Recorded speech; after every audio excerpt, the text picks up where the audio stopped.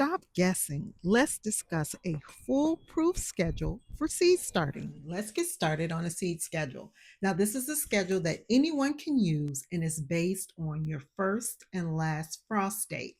So, the first thing you're going to do is go to almanac.com or Google your last frost date and your first frost date, and you're going to enter those dates. Now, I'm going to share with you my actual schedule. Okay, so now that you're all zoomed in, you'll notice that I've entered the frost dates April 30th as my last frost date and October as my first frost date. So this is the first spring warm day and the last warm fall day. And then I broke down my calendar into 12 weeks, 10 to 8 weeks, 6 weeks, 4 weeks, 2 weeks, direct sow or transplant. And then I noted 8 weeks before my first frost date, which is this August 20th date, and then 12 weeks before my first frost date, which is the July 23rd. So these are my two fall planting days. This schedule is designed to go from frost to frost, including growing your fall vegetables. Now let's start at the beginning. Where do I get these dates? So April 30th, if I count 12 weeks before April 30th, I get this date of February 5th. 8 to 10 weeks before April 30th is March 5th. 6 weeks is March 19th. 4 weeks, April 2nd. 2 weeks before my frost date, or 2 weeks before April 30th, is April 16th. My actual frost date, you'll notice I have two dates. I have April 30th and May 10th. I always like to allow 10 days, a week, or 2 weeks of wiggle room because no one can predict the weather.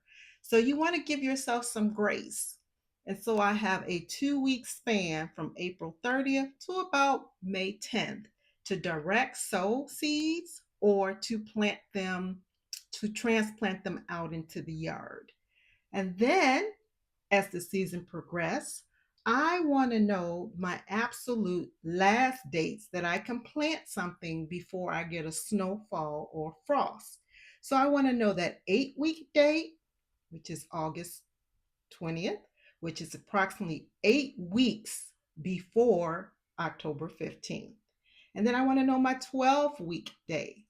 That's July 23rd, before my frost comes again on October 15th.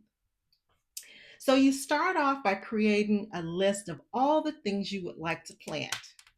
Now, if you're interested in a free download copy of this seed starter, it is available on my website, plantingschedule.com, and I made it printer friendly. So go help yourself, print it, and get started on your seed planting. Now let's go on to the next step. So what this seed starting schedule does, it helps me to know when to plant things indoors. Indoor items have asterisks by them.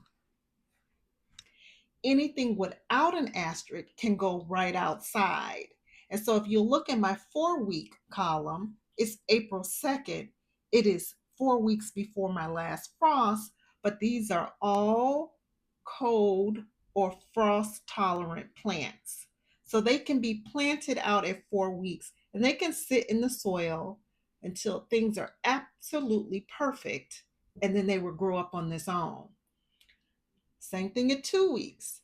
These are things that can go out and sit in the soil and they will come up on their own, or the progress is slow in the case of potatoes. If you put potatoes out 2 weeks before your frost, that's perfect. The greens of the potatoes will not push through the soil until your actual frost date. Now, the things in the direct sow area, these are things that are going out after your frost date. These things have to be protected from frost. So this guide does two things. It lets you know when to plant indoors and when to sow seeds outdoors, or when to transplant. Okay, So now that you've made a list of what you would actually like to plant, and in my case, I'm interested in starting some onions and some herbs, you will use the information on the seed pack. So, for instance, these red Geneva onions, the packet tells me to start it indoors 8 to 10 weeks before my last frost, or transplant after my last frost. Ideally, I could start these onions in this 8 to 10 week spot as the packet indicates, 8 to 10 weeks. But my experience with onions and herbs, I always give myself a little buffer. So instead of starting at 8 to 10 weeks, I start at 12 weeks. And I do 12 weeks just in case I get poor germination. It allows me 2 weeks to see how the plants are growing. If they don't germinate, I can restart the same seeds, the celery, the onions, the thyme, the sage, and the cilantro. I can restart them at 10 to 8 weeks if they do not germinate at this 12-week spot. So all the information you need is on the packet. You just need to figure out your dates. When is 12 weeks? When is 10 to 8 weeks? When is 6 weeks? When is 4 weeks? 2 weeks? When is it safe to transplant or direct sow? When's my absolute last day to plant a fall garden? Do I need 12 weeks for my plants, or do I need only 8 weeks for my plants? So let's take a look at what I'm planting. At 12 weeks, I'm doing onions and herbs. At 8 to 10 weeks, I'm doing parsley because parsley can get very large very quickly. So we don't want this gigantic plant indoors. At 6 weeks, I am planting nothing. I'm making sure everything is growing well indoors. And I'm outside prepping beds at 6 weeks. It is my personal preference not to sow anything indoors at 6 weeks. I'm outdoors prepping beds and cleaning up my yard. At 4 weeks, I am planting outside. This is also when I do what's called winter sowing. I will put seeds in place prior to my frost date. I'll let it rain, snow, whatever the weather is, and let these plants germinate on their own. Now, the exception being tomatoes and peppers. I am starting them indoors at 4 weeks because these plants will grow very large quickly. So I want to make sure I start them indoors, but I need to be able to get them outside in 4 weeks. At 2 weeks, these are all cold tolerant, frost tolerant plants that can tolerate sitting outdoors and being hit by a frost. Now, in the case of the potatoes, when planted 2 weeks before your frost date, the potato greens will not push through the soil in that little bit of time. And it's something you can throw a cover over if you need to.